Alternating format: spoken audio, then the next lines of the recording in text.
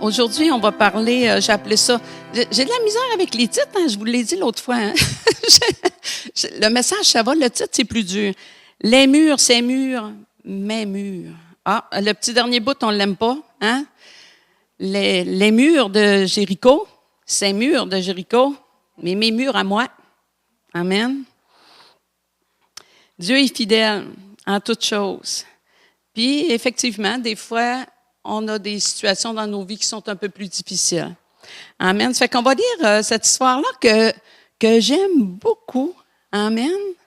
Ça fait qu'ici, dans Josué 2, 1 à 2, ça dit « Josué, fils de Nun, fit partir secrètement de Sittim 2 espions en leur disant « Allez examiner le pays, et en particulier Jéricho. » Ils partirent et ils arrivèrent dans la maison d'une prostituée qui se nommait Rahab et ils y couchèrent. On dit au roi de Jéricho, « Voici des hommes d'entre les enfants d'Israël sont arrivés ici cette nuit pour explorer le pays. » Au verset 6, elle les avait fait monter sur le toit et les avait cachés sous des tiges de lin qu'elle avait arrangées sur le toit. Rahab avait aidé les espions. Rahab, puis là, vous remarquerez, Rahab, la prostituée, c'est comme si c'était son nom de famille, hein, quand vous lisez ce texte-là. Ils disent à toutes les fois qu'ils disent son prénom. Rahab, la prostituée. Quelqu'un qui pourrait sembler être pas digne, hein? Quelqu'un de dégradant, de dégradé. Hein? Quelqu'un à qui on remettrait peut-être pas nécessairement notre vie entre ses mains. Quelqu'un qui pourrait être mal regardé par la société, même par le peuple d'Israël à ce moment-là. Amen. Au péril de sa vie qu'elle a fait ça. Elle a menti afin de les protéger. Je m'excuse, il faut que je regarde un petit peu mes notes aujourd'hui. Le verset 5 et 6, c'était sous le toit de lin, excusez-moi, le verset Josué 2, 8 à 15. Là, je vais être obligée de faire comme vous autres, je pense, moi. Avant que les espions se couchassent, Rahab monta vers eux sur le toit et leur dit, « L'Éternel, je le sais, vous a donné ce pays. La terreur que vous inspirez nous a saisis et tous les habitants du pays tremblent devant vous. Car nous avons appris. » Là, je mets une petite parenthèse. Il n'y a pas de Facebook, là. On n'a pas Internet. On n'a pas de téléphone. Du téléphone arabe. Ils ont appris. Ils ont cru. Ils ont eu cette crainte-là. Ils savaient qu'ils étaient puissants. Comment, à votre sortie d'Égypte, l'Éternel a mis à sec devant vous les eaux de la mer Rouge et comment vous avez traité les 2 rois des Amoréens, au-delà du Jourdain, Sion et Og, que vous avez dévoués par interdit? Nous l'avons appris et nous avons perdu courage. Et tous nos esprits sont abattus à votre aspect, car c'est l'Éternel, votre Dieu, qui est Dieu en haut, dans les cieux et en bas sur la terre. C'est Rahab qui dit ça. C'est l'Éternel, votre Dieu, qui est Dieu dans les cieux et sur la terre. Et maintenant, je vous prie, ben là, il croyait vraiment, hein? Fait qu'elle était futée. Elle était futée. Maintenant, je vous prie, jurez-moi par l'Éternel que vous aurez pour la maison de mon Père la même bonté que j'ai eue envers vous, pour vous. Donnez-moi l'assurance que vous laisserez vivre mon père, ma mère, mes frères, mes sœurs et tous ceux qui leur appartiennent et que vous nous sauverez de la mort. Ces hommes lui répondirent, « Nous sommes prêts à mourir pour vous, si vous ne divulguez pas ce qui nous concerne. Et quand l'Éternel nous aura donné le pays, nous agirons envers toi avec bonté et fidélité. » Elle les fit descendre avec une corde par la fenêtre, car la maison qu'elle habitait était sur la muraille de la ville. Elle les a cachés, elle les a protégés, elle s'est mouillée pour eux autres, hein, quand même.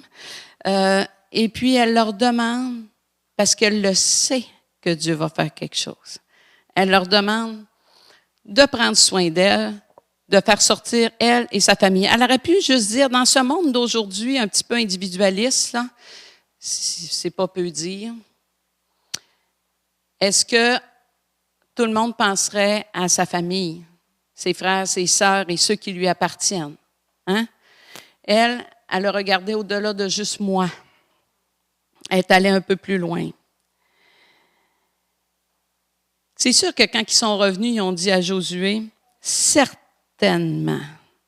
Les autres, ils devaient être crinqués. Pensez-y. Toute la ville a peur. Jéricho, c'était des bonnes murailles quand même. Hein? L'Éternel a livré tout le pays entre nos mains et même tous les habitants du pays tremblent devant nous. Ah, c'est spécial, hein? Des fois, on a des choses dans nos vies qui sont difficiles puis qui sont nos murs. Puis ça arrive des fois qu'on ne dit pas, qu'on n'est pas trop sûr que Dieu va faire quelque chose avec nos murs.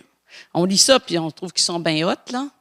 Mais nos murs à nous, est-ce que des fois on dit certainement l'Éternel va détruire ces murs-là dans ma vie?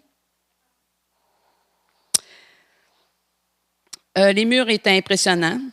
OK? Il y avait des soldats, il y avait le roi, il était habitué à la guerre dans ce temps-là. C'était une époque qui était différente de la nôtre. Mais des fois, là, on regarde les nouvelles et on se demande, là, mais c'était quand même une époque différente. Puis Dieu, il prépare un chemin. Est-ce que vous avez remarqué que dans le texte, les gens étaient au courant avant que les espions viennent? Des fois, on pense que Dieu est absent. Mais Dieu il avait déjà préparé le terrain. Il a déjà préparé les gens là-bas, en tout cas. Il avait déjà peur. Puis Rahab, elle, le texte ne nous le dit pas. Quand ils ont vu passer, tu dis, c'est chez nous que vous arrêtez. Ça, je ne sais pas. OK? Mais Dieu avait préparé le chemin avant qu'ils aillent. Eux, ils ont juste obéi. Dans le chapitre 6, au verset 1, Jéricho était fermé et barricadé devant les enfants d'Israël. Personne ne sortait et personne n'entrait. Bien, il était en état d'alerte maximale. Il avait très peur. Le verset 2, l'Éternel dit à Josué, « Vois, je livre entre tes mains Jéricho et son roi. » Bien là, ça va bien, là, parce qu'ils ont déjà toute peur. Hein? Puis ils savent déjà que c'est ça qui va arriver. Faites le tour de la ville, vous, tous les hommes de guerre, faites une fois le tour de la ville. Tu feras ici pendant 6 jours. 7 sacrificateurs porteront devant l'arche 7 trompettes retentissantes. Le 7e jour, vous ferez 7 fois le tour de la ville et les sacrificateurs sonneront des trompettes. Quand ils sonneront de la corne retentissante, quand vous entendrez le son des trompettes, tout le peuple poussera de grands cris. Alors la muraille de la ville s'écroulera et le peuple montera chacun devant soi. Ben, moi, je pense que si c'était à moi que Dieu il aurait dit ça, durant qu'il était en train de me le dire, j'aurais ouvert l'œil et j'aurais dit, t'es sûr? C'est presque ridicule dans notre façon de voir. Puis, tu sais, en plus, aujourd'hui, il fallait qu'il dise au peuple, là. Bon, Dieu l'a livré entre nos mains, c'est déjà sûr, Dieu confirme. Les gens là-bas, ils sont déjà prêts. Et puis là, on va faire le tour de la ville une fois, puis après ça, on rentre. Ils ont dû le regarder. Bien, en plus, là, moi, je dis tout le temps que je suis tellement contente d'être une fille. Vous avez-tu pensé, si j'avais été là, j'aurais vu Richard qui se lève le matin, qui met son armure pour aller faire le tour de la ville, puis revenir, puis j'aurais dit, ça va super bien aller, ça va super bien aller. Puis là, il aurait parti, puis je m'aurais viré de bord, j'aurais même pas voulu voir. Puis là, quand il aurait revenu, je pense, j'aurais parlé d'autres choses de comment ça a été. Le lendemain matin, j'aurais refait à peu près la même affaire. Je pense bien que un moment donné, j'aurais dit, bon, vas-y, là, lève-toi, là, prépare-toi, vas-y, quand tu reviendras, on prendra un café. Parce que je me serais même plus levée. Là, je me dis, ça devait être gênant. Je sais pas, là, moi, je pense que ça devait être gênant d'aller, puis de juste faire le tour, puis de revenir. Puis là, les autres qui étaient en haut, ils devaient regarder, puis ils devaient dire, c'est quoi qu'ils attendent? C'est peut-être pour nous intimider. Hein? Il y a plein de choses qu'on peut s'imaginer, mais oui, effectivement, je suis vraiment contente que moi, j'aurais pas été dans ceux qui y vont. Moi, ça m'aurait gêné, là. C'est vrai, ça m'aurait gêné. Mais c'était ce que Dieu voulait. Pourquoi?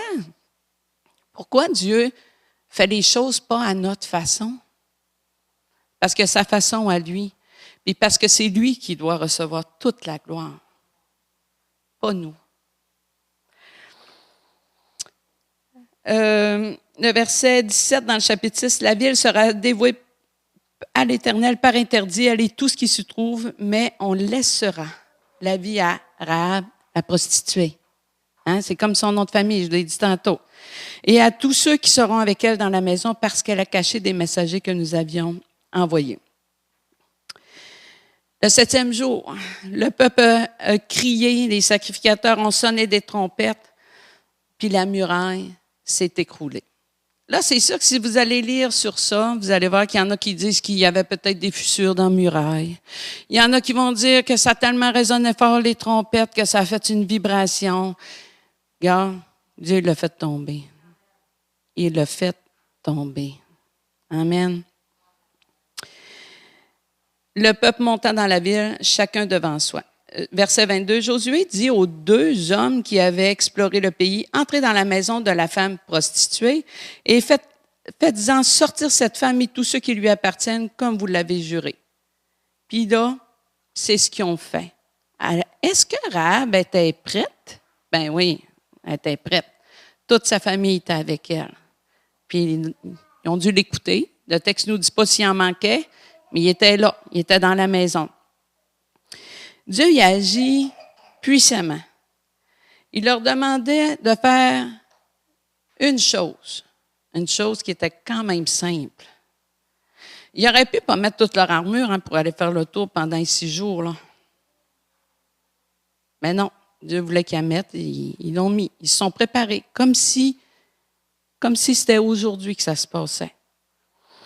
Ils n'ont pas eu peur du ridicule aussi. Ce que je disais tantôt que moi, ça m'aurait gêné. Moi, c'est sûr, si j'arrive à quelque part, on se fait un souper, puis que là, tout le monde s'habille chic, puis ils me l'ont pas dit, puis que j'arrive en jeans, là, vous aurez beau me parler de n'importe quoi, là, je vais avoir chaud toute la soirée. Je vais penser rien qu'à ça, au lieu d'avoir du plaisir. Hein? C'est que des fois, il y a des situations qui sont embarrassantes, qui peuvent empêcher nos pensées de se concentrer sur la bonne chose. Un jour, j'avais eu une parole dans une église à Montréal. Je trouvais que c'était drôle, mais en même temps, je trouvais tellement que moi-même, ça me bénit. Ça disait, « Ce n'est pas toi qui le feras pour moi, mais c'est moi qui le fera en toi, à travers toi. C'est pas toi qui vas le faire pour moi. C'est pas une œuvre. C'est Dieu qui agit à travers nous, dans nos vies. Amen. Dieu veut agir dans nos vies. Il veut nous utiliser pour accomplir ses desseins. Puis il veut faire éclater sa gloire à travers de nos vies. On ne se sent pas tout le temps comme ça. Je dirais presque jamais. On ne se sent pas comme ça, comme si on était victorieux. Hein? On ne se sent pas des super chrétiens. Quand il y en a un qui est crinqué à côté de nous autres, on le regarde, puis on le trouve drôle, puis on est content pour lui, mais nous autres, des fois, c'est plus dur à crinquer. Mais Dieu va agir. Il veut agir à travers nos vies. Il veut agir dans nos difficultés, dans ce qu'on a qui ne va pas bien. Il y a un beau clin d'œil ici par rapport à Rahab, que je trouve important. C'est sûr qu'aujourd'hui, on parle des murs de Jéricho, mais Rahab, là, sa vie, elle a été transformée. On voit dans Matthieu 1 à 5, vraiment un clin d'œil de la part de Dieu. Rahab fait partie du peuple d'Israël. Elle a fait du peuple d'Israël son Dieu, son Seigneur, son peuple aussi. Ça dit au verset 5, « Salmon engendra Boaz de Rahab. » Puis là, c'est pas écrit la prostituée. Salmon engendra Boaz de Rahab. Boaz engendra Obed de Ruth. Obed engendra Isaïe. Isaïe engendra David. Si vous allez lire le texte, il nomme presque jamais avec qui ils ont eu d'enfants. Il nomme comme ça, Obed engendra Isaïe, Isaïe engendra David. Mais Rahab et Ruth sont toutes les deux nommées. Elles viennent toutes les deux d'un autre peuple. C'est un beau clin d'œil. Donc, Rahab, c'est l'arrière-grand-mère de David, là, si je compte vite, là. Puis l'arrière, arrière, arrière, arrière, arrière-grand-mère de Jésus. Wow! Rahab, la prostituée qui était rendue Rahab dans la lignée. C'est vraiment bénissant. Parfois, on pense qu'on n'en vaut pas la peine, qu'on n'a pas grand-chose dans nos vies à offrir à Dieu. Qu'est-ce qu'elle a offert à Rahab? Elle a ouvert sa maison, a caché les espions, a sauvé sa famille. C'est ça qu'elle a fait. Elle a juste offert quelque chose. Elle n'est pas sortie dire, écoute, moi, je suis un dignitaire de la ville, viens rester chez nous, on va négocier. Elle n'a pas dit ça. Elle a offert le peu qu'elle avait. Elle n'avait rien à lui donner, hein? Elle n'avait rien. Le peu qu'elle avait. Puis Rahab est dans la lignée de David. Amen. Là, je ferme mon petit clin d'œil parce que moi, ça, j'aime beaucoup ça. C'est sûr que de voir que des gens qui auraient pu penser jamais rien faire de spécial pour Dieu ont été des personnes d'influence, des personnes qui ont eu un impact significatif sans le savoir. Elle ne devait même pas savoir qu'on allait lire son histoire après autant d'années. Même pas. Jamais. Amen. C'est Dieu qui appelle. Il y a un téléphone qui sonne. Amen. Dans Éphésiens 3, le verset 20, on lit « Or, à celui qui peut faire, par la puissance qui agit en nous, infiniment, de tout ce que nous demandons ou pensons. » Ah, ou pensons! Wow! À lui soit la gloire dans l'Église et en Jésus-Christ, dans toutes les générations, au siècle des siècles. Amen. À lui qui peut faire au-delà de ce que nous pensons ou, j'ai dit, espérons, demandons ou pensons, même des fois ce qu'on espère. Hein? Moi, je voulais avoir un piano. Je l'ai eu. Je ne sais pas si j'avais prié pour l'avoir. Et Dieu l'a pourvu. Un piano qui est vieux. Il était tellement laid quand il est arrivé. On l'a fait restaurer. En dessous de la peinture écaillée brune, il y avait de la peinture turquoise. Oh, ça n'avait pas de bon sens. Je me souviens, j'avais dit à mon oncle, ça n'a tellement pas d'allure. C'est quoi cette affaire-là? Puis là, tout à coup, il me dit, ce piano-là était le piano bleu qui a servi à la louange dans l'église anglicane à Dolbeau. Wow! Je le trouvais super beau après, mais je l'ai fait restaurer. il est beau, là. Si vous venez chez nous, il est beau. Un piano qui avait servi pour la louange, qui avait une histoire. Je vous voulais un piano. Dieu savait que je voulais, mais il m'a donné au-delà. Il m'a donné un piano qui avait une histoire évangélique. Wow! Ça, j'étais contente. Ça, je peux vous le dire, j'étais contente, je suis encore contente. On revient à nos murs de Jéricho. Jéricho avait des murs, mais des fois, nous, on a des murs. Y a-t-il des situations dans nos vies qui nous dépassent? Quand on parle de murs, bien, des fois, on ne voit pas l'autre bord du mur. OK? Puis ça, c'est fatigant. Parce que des fois, Dieu nous dit, fais-moi confiance. Puis là, on dit, mais tu vois, il y a un mur là. Je ne vois pas l'autre bord. Je ne suis pas capable même de monter puis de traverser l'autre bord. Je ne suis même pas capable de faire un trou dedans pour voir l'autre bord. Puis des fois, Dieu nous dit, fais-moi confiance.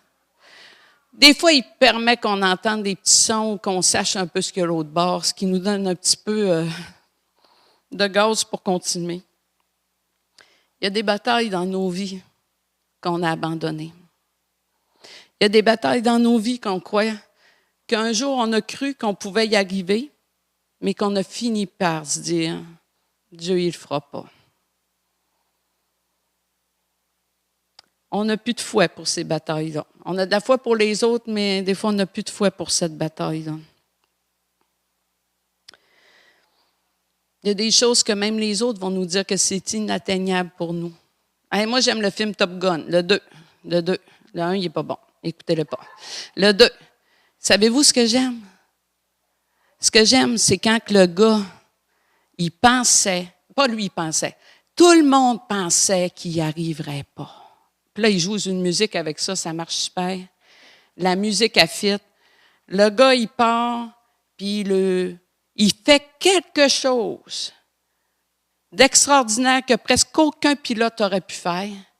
Puis il a tellement confiance que c'est possible qu'il croit même que ceux qu'il a formés pour le faire sont capables de le faire. Hein, ça, c'est vraiment quelqu'un qui croit.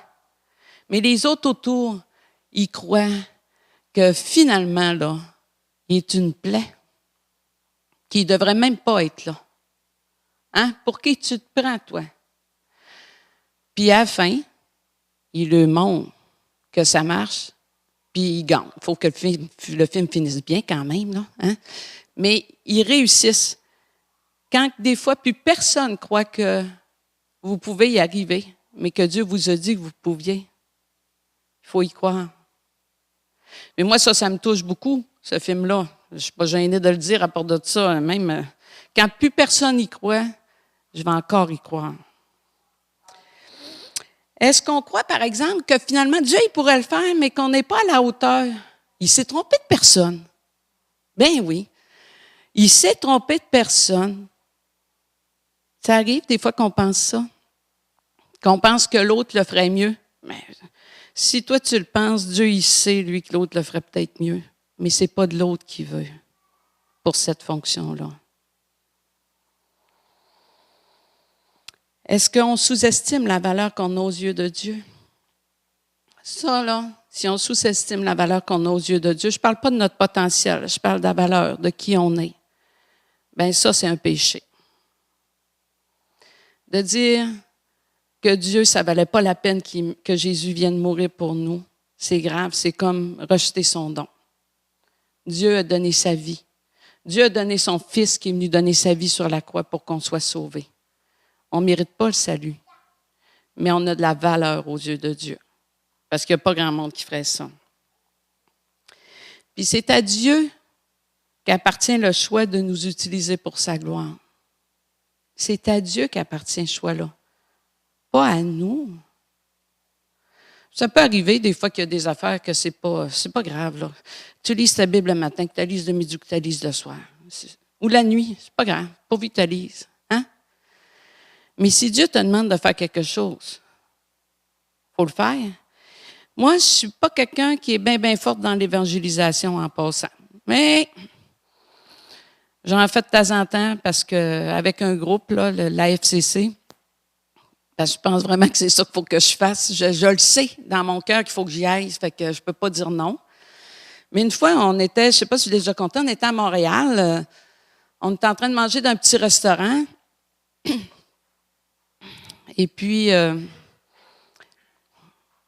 je vois un jeune homme, il ressemblait à Jean-Mathieu, c'est notre fils, hein, Jean-Mathieu, le grand blond, là, c'est notre fils.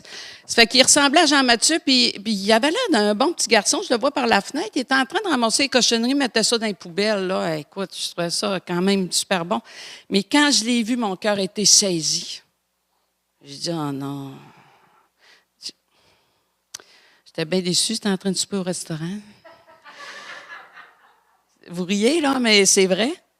Puis là, Richard, il me parle. Puis là, elle vient, elle dit, voulez-vous un dessert? Je dis, non, merci. Fait que là, Richard, tu peux-tu en prendre? Ben ouais, j'ai pas de problème, pas de problème. Mais de toute façon, je le voyais plus, j'étais tellement contente. Que j'étais contente, je le voyais plus par la fenêtre. Tout à coup, je le revois encore. Oh, ça fait encore ici, là, ça fait comme un pincement. Oh, c'est pas vrai. Fait que là, j'attendais que Richard ait fini de manger, on paye la facture, puis on sort, puis il n'est plus là. En fait, j'étais contente qu'il n'était plus là encore. Mais je dis à Dieu, là, si vraiment tu veux que j'y parle, ben écoute, tu vas le remettre, là. Il l'a déjà mis 2 fois. Ça fait que là, on commence à marcher sur le trottoir, je le vois à l'autre bord du trottoir. Ah! Je savais même pas quoi faire. Je dis à Richard, ça sera pas long. Je traverse la rue, puis je sais même pas ce que je vais y dire. Fait que j'arrive en avant, je dis, ben la première question qu'on pose à quelqu'un à Montréal, c'est parlez-vous français? Il dit, je devais avoir l'air vraiment dingue. Vraiment, pensez-y, je le connais même pas. Hein? Je le regarde, je dis, ben, je voulais juste vous dire quelque chose. Dieu vous aime. Dieu vous aime. Dieu vous aime. Je dis, c'est tout. Je repars l'autre bord, puis je dis à Richard, oh mon Dieu. J'étais vraiment fatiguée de ma soirée. J'étais un peu stressée. Mais encore aujourd'hui, des fois, je repense à cet événement-là. Puis savez-vous ce que je souhaite? Je souhaite qu'un jour, je voyais un grand blond dans l'assemblée qui vient de donner son témoignage, puis il va dire, il y a une madame bizarre qui est venue me dire que Dieu m'aime. Puis ça a touché mon cœur, ça a tout vibré en dedans. Puis dans ma tête, j'ai été bousculée. Puis je suis venue à la foi. Qu'est-ce qu'il me dit qu'il voulait pas se suicider le soir? Qu'est-ce qu'il me dit? Moi, je le sais pas, mais Dieu le sait. Dieu veut nous utiliser dans notre Église, dans notre famille, à notre travail. Partout où ce qu'on est, Dieu veut faire éclater sa gloire. Amen. Je vais inviter les musiciens à jouer. Il reste-tu juste toi, Fali? Ah non, il y en a deux au moins. À venir jouer un des chants de la gang, là. OK? Amen. Puis là, j'aimerais ça qu'on prenne un temps de réflexion. Est-ce qu'il y a des murs? Si vous me dites qu'il n'y en a pas, je vais être bien contente pour vous autres. Moi, j'en ai. Hein? Est-ce qu'il y a des murs? Est-ce qu'il y a des situations dans notre vie qu'on n'est soit pas prêt à abandonner, pas prêt à se lancer? Peut-être des situations qu'on n'est pas fiers de nous aussi, hein? On n'est pas fiers. Des fois, là, vous savez, ça va bien toute la journée, on fait quelque chose, quelqu'un nous dit « Ah, t'es bien bon, puis là, tu dis « Merci Seigneur, puis après ça, tu s'en vas dire de quoi, puis là, la personne, elle dit rien. Parce que finalement, là, t'es pas bien bon. Tu t'es un peu planté, tu t'es pris peut-être pour quelqu'un d'autre. Hein? Est-ce qu'il y a des situations dans notre vie aussi que ça nous gênerait que les autres sauraient? Hein? Parce qu'on n'est pas fiers de nous? Est-ce qu'il y a des mauvaises habitudes avec lesquelles on se bat? Vous savez, moi, je dis à Dieu, mets un garde à ma bouche pour pas que je parle quand c'est le temps de ne pas parler. Puis des fois, je l'entends, le garde qui me dit « tais-toi ». Mais je parle plus fort. Après ça, je dis « Ah, pardon Seigneur, j'aurais pas dû parler, j'aurais pas dû dire ça, j'aurais pas dû intervenir ». Dieu veut nous changer, nous transformer, puis il veut nous utiliser. Je suis pas prêt. Comment ça, t'es pas prêt? Il n'y a pas la moitié de l'armée qui a dit « je suis pas prêt ». Ils sont allés. C'est tellement un beau témoignage d'obéissance pour nous. Tu n'es pas prêt. Pourquoi tu n'es pas prêt? Tu es prêt. Quand Dieu il dit, c'est toi qui y vas. Amen. On va fermer nos yeux, puis je vais inviter tous ceux que le message a fait titiller quelque chose dans le cœur à se lever. Parce que Dieu veut nous transformer. Dieu veut se révéler. Puis je vais prier pour vous. Alléluia, Jésus. Je suis bien contente. Moi, je suis debout. Mais j'ai vraiment besoin que Dieu agisse dans ma vie. J'ai besoin que Dieu se révèle davantage. J'ai besoin que tous ces murs-là dans ma vie puissent tomber.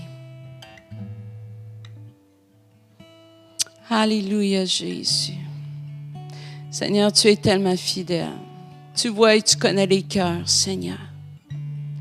Tu vois les murs dans nos vies, Seigneur, qu'on a tellement l'impression qu'on ne pourra jamais les traverser. Ça peut être les finances. Ça peut être des mauvaises habitudes. Ça peut être une mauvaise passe. Qu'on a l'impression qu'on n'y arrivera jamais. Qu'on a l'impression qu'il n'y a pas de chemin. On a l'impression que les murs nous entourent, puis ils nous étouffent. Je te prie, Seigneur, de venir toucher nos cœurs. Je te prie, Seigneur, que par la louange, que par ta présence, que tous ces murs-là, présentement, puissent tomber, Seigneur, puis qu'on puisse prendre la victoire. Je te prie pour les appels que tu as mis dans la vie de chacun, chacune. Les dons. Il y en a ici, Seigneur, que tu as donné le don de prophétie, d'autres le don d'opérer des miracles, d'autres le don de connaissance, le don de guérison. Mais c'était trop gênant. Seigneur, je te prie de mettre dans ta main, Seigneur, puis de ranimer les dons. de ranimer les dons de ton Saint-Esprit, non pas pour qu'on s'en fasse à croire, mais pour que ta gloire, Seigneur, que ta gloire descende. Je te prie de ranimer, Seigneur. Il y en a qui sont appelés au ministère pour apporter la parole, l'enseignement. Ranime le don, mon Dieu. Étends ta main sur chacun, chacune. Des fois, la maladie est venue terrasser, Seigneur, puis empêcher de faire ce qu'on avait à faire. Mais toi, tu savais. Tu ne te repens pas de ton appel et de tes dons. Je prie d'étendre ta main. Pour ceux qui ont les cœurs brisés, Seigneur, tout démoli, tout en miettes, Seigneur, tu es celui qui restaure. Tu es celui qui ravive, Seigneur. Mais peut-être, Seigneur, que le cœur, tu ne le reconstruiras pas pareil. Peut-être, Seigneur, que tu vas venir faire une œuvre, Seigneur, plus qu'une œuvre de guérison, mais une œuvre de transition. Étends ta main, Seigneur. Étends ta main, Seigneur. Que par la douceur de ton Saint-Esprit, tu viennes toucher nos cœurs, Seigneur. Merci, mon Dieu. Je te prie pour ceux qui sont malades, Seigneur. Je pense à Ginette, à Denis, puis à plein d'autres personnes, Seigneur. On pourrait tous les nommer. C'est toi qui guéris, c'est toi qui relèves, Seigneur. C'est toi qui guéris, c'est toi qui relèves. Merci pour ta fidélité, Jésus.